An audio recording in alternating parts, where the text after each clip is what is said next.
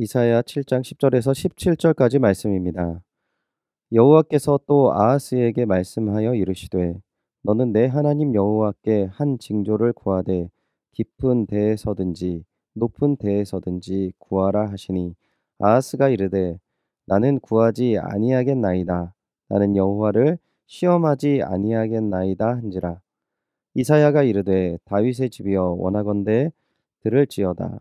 너희가 사람을 괴롭히고서 그것을 작은 일로 여겨 또 나의 하나님을 괴롭히려 하느냐.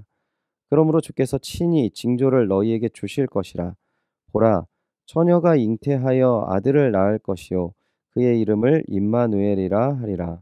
그가 악을 버리고 선을 택할 줄 알 때가 되면 엉긴 젖과 꿀을 먹을 것이라. 대저 이 아이가 악을 버리며 선을 택할 줄 알기 전에 내가 미워하는 두 왕의 땅이 황폐하게 되리라. 여호와께서 에브라임이 유다를 떠날 때부터 당하여 보지 못한 나를 너와 내 백성과 내 아버지 집에 임하게 하시리니 곧 아수르 왕이 오는 날이니라. 아멘.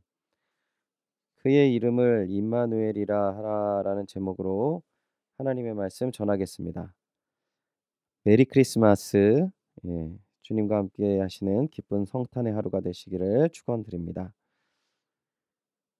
어, 오늘 본문은 예수 그리스도의 탄생을 예언하는 이사야 선지자의 예언의 내용을 담긴 아주 유명한 말씀입니다. 먼저 이러한 예언의 배경을 말씀드리면 솔로몬 왕 이후 이제 북이스라엘과 남유다 분열 이후에 점점 시대가 이제 진행이 되면서 북이스라엘과 남유다가 거의 남과 같은 어, 형제 나라가 아닌 남과 같은 시기를 맞이하는 시기가 아하스 왕 시기에 그러한 시기를 맞게 됩니다. 그래서 이제 이 두 나라가 서로를 경쟁하는 나라일 뿐만 아니라 이제 서로 대적하는 나라가 되는 시기를 맞게 되는데요. 이러한 상황 속에서 이 아수르라는 강대한 나라가 아람, 북이스라엘, 유다 등을 압박하는 상황이 있었습니다. 그런데 이제 이 아수르가 압박하기 시작하는 시대가 조금씩 지나감에 따라서 이제 아수르의 힘이 조금씩 빠지기 시작하는 시기에 북이스라엘과 아람이 아수르에게 독립하려는 조짐을 보일 때 남유다가 그들의 의견과 반대하는 상황이 바로 오늘 상황입니다. 오히려 아수르를 의지하려고 하는 것이죠. 아수르를 의지해서 북이스라엘과 아람을 이제 누르고자 하는 것이 남유다 아하스 왕의 생각이었습니다. 그러한 상황 속에서 아람과 북이스라엘이 유다의 생각을 알고 먼저 침공을 하려는 상황이 바로 오늘 상황인 것이죠. 이러한 위기 상황에 아하스 왕은 너무나도 두렵고 떨렸습니다. 하지만 아하스 왕은 하나님을 의지하지도 기도하지도 못하고 두려움에 떨고만 있는 상황이 바로 오늘 본문의 상황입니다. 그때 하나님께서는 이사야 선지자를 보내서 유다를 구원하시겠다 말씀하시는 것입니다. 그리고 단 한 가지만을 요구하시는데요. 11절을 보시면 너는 내 하나님 여호와께 한 징조를 구하되 깊은 데에서든지 높은 데에서든지 구하라 하시니 징조를 구하면 됩니다. 징조를 구한다라는 것이 무슨 의미일까요? 예수님께서도 비슷한 상황을 보여주시는데 베데스다 연못의 병자를 찾아가서 물으시는 것입니다. 내가 낫고자 하느냐라고 묻는 것이죠. 네 하나님, 내가 낫고자 합니다라고 대답만 하면 되는 것입니다. 이러한 동일한 상황 속에서 아하스 왕은 의외의 대답을 하는 거죠. 12절입니다. 아하스가 이르되 나는 구하지 아니하겠나이다. 나는 여호와를 시험하지 아니하겠나이다 한지라. 아멘. 아하스는 하나님께 구하지 않겠다라고 말하는 것입니다. 나는 하나님을 의지하지 않겠습니다라고 이야기하는 의미이죠. 아하스의 대답의 의미를 13절 이사야의 대답을 보면 조금 더 명확하게 알 수 있는데요. 나의 하나님을 괴롭히려 하느냐라는 대답에서 알 수 있습니다. 하나님은 하나님의 백성이 하나님을 의지하는 것을 기뻐하신다는 것을 이사야의 대답에서 알 수 있습니다. 반면에 하나님께서 내가 너를 돕겠다. 내가 너와 함께하겠다라고 하는데 하나님의 백성이 이렇게 대답하는 것입니다. 네, 하나님 됐습니다. 저는 돈이 더 좋습니다. 돈을 믿습니다. 돈만이 저를 해결해 줄 수 있습니다. 이러한 상황이라는 것이죠. 그리고 이러한 모습에 하나님이 괴로워하신다라는 것입니다.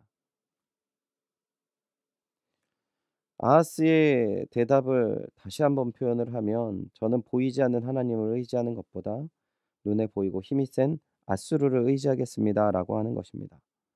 실제로 아하스 왕은 아수르에게 잘 보이고자 또 의지하기 위해서 나라의 돈을 모아서 바치게 됩니다. 특히 성전의 내탕고에 있는 모든 돈과 성적의 벽에 금까지 벗겨서 아하스 왕에게 바치는 모습을 볼 수 있습니다.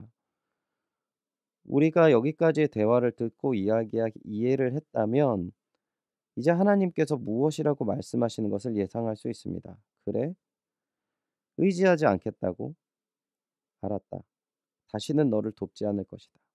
그리고 너를 거절하는 본보기로 내가 너를 어렵게 하겠다라고 말할 수도 있을 것 같습니다. 하지만 14절 의외의 대답을 하나님께서 하십니다. 14절을 보겠습니다. 그러므로 주께서 친히 징조를 너희에게 주실 것이라. 보라 처녀가 잉태하여 아들을 낳을 것이요 그의 이름을 임마누엘이라 하리라. 구하지 않는 아하스, 아니 징조조차 거절하는 하나님의 도움을 거절하는 아하스에게 하나님께서 친히 징조를 주시는 것입니다. 나는 되었다고 하시는데 하나님께서 징조를 주시겠다는 이해할 수 없는 모습을 본문에서 이야기하는 것입니다. 그 징조의 내용이 무엇입니까? 처녀가 잉태하여 아들을 낳는 것입니다. 그리고 그의 아들의 이름이 임마누엘이라라는 것이죠. 하나님을 의지하지 않고 또 하나님 앞에 온전히 살지 못하는 인생들에게 하나님께서 그의 아들을 보내주시는 것입니다. 보내주실 뿐만 아니라 임마누엘의 하나님을 우리에게 허락하시는 것이죠. 사랑하는 주님의 동역자 여러분, 오늘 주님과 동행하는 그 귀한 은혜는 우리의 배덕함에도 불구하고 주시는 하나님의 은혜임을 기억하시기를 소원합니다. 우리는 하나님의 이러한 모습 속에 꼭 붙들고 나아가야 할 것이 있습니다. 그것은 우리 신앙 가운데 의지할 대상은 사람이 아니라 하나님이라는 것이죠. 이해할 수 없는 아하스의 왕 같은 사람이 우리 주변에도 있고 우리도 아하스와 같은 모습이 있다라는 것이죠. 하나님을 의지해야 하는데 우리는 사람들의 모습을 보면서 힘이 빠지고 사람들의 모습을 통해서 우리들의 마음이 낙담되는 것을 볼 수 있습니다. 우리는 오직 하나님 안에서에 있는 그 은혜와 사랑으로 신앙생활을 해가는 사람이라는 것을 잊으면 안 된다라는 것이죠. 하나님께서는 우리 같은 또한 아하스 왕 같은 연약한 자들을 위해 자신의 아들을 보내시는 그 하나님이심을 우리는 기억해야 합니다. 먼저 우리 오늘 주님께서 이 땅에 오신 그 의미와 내용을 기억하며 온전히 책임지시며 함께 하시는 하나님의 은혜로 더 풍성한 하나님의 은혜를 누리시기를 소원합니다. 또한 오늘 하루 임마누엘 하나님을 깊이 있게 묵상하시며 하나님의 마음을 깨닫고 누리셔서 사람들로 인한 상처와 실망이 주님 안에서 기대와 회복으로 변화되는 은혜로운 하루가 되시기를 다시 한번 주님의 이름으로 축원드립니다. 다 같이 기도하겠습니다. 하나님 감사합니다.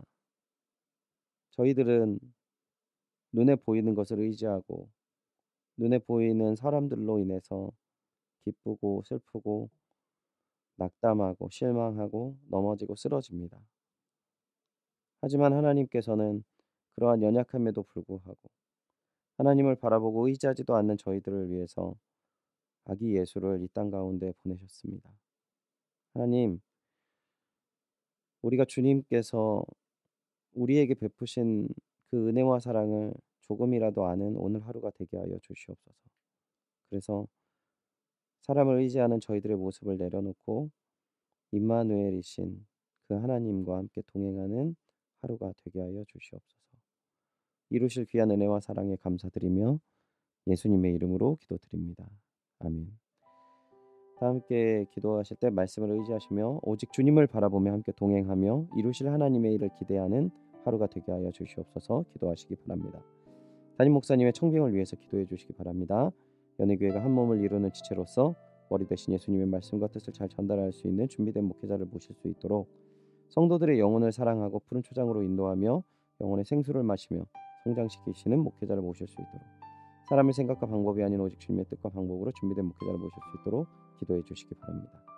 코로나19의 조속적인 종식과 교회와 모든 성도들의 안전을 위해서 기도해 주시기 바랍니다. 오늘 선교사님을 위해서 기도하실 때 이응복 이정미 선교사님의 사역과 가정을 위해서 기도해 주시기 바랍니다. 김경자 이 권사님 발목 골절로 고생하는 가운데 있습니다. 회복을 위해서 기도해 주시기 바랍니다.